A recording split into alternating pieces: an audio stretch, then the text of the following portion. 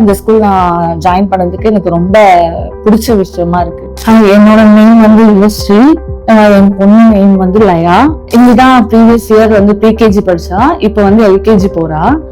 Actually பாத்தீங்கன்னா மற்ற school compare பண்ணும்போது இங்க வந்து டீச்சர்ஸோட கம்யூனிகேட் வந்து ரொம்பவே நல்லா இருக்கு. டீச்சர்ஸ் பார்க்கணும், அவங்கள்ட்ட பேசணும், தென் அவங்க நல்லா இன்ட்ராக்ட் பண்றதுனால ஸ்கூல் வரதே ரொம்ப என்டுவா அவ வந்து ஃபீல் பண்றா. ஸோ ஒரு நாள் கூட அழுதுட்டு ஸ்கூல் வந்ததா இதுவே கிடையாது. ஸோ வந்து ரொம்ப என்ஜாய் பண்ணி ஸ்கூலுக்கு வரா.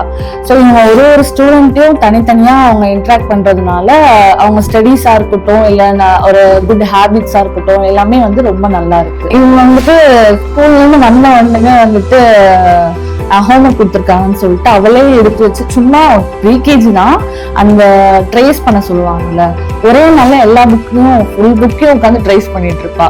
சில பசங்கெல்லாம் வந்துட்டு படிக்கிறதுக்கு புக்கே எடுக்க மாட்டாங்க.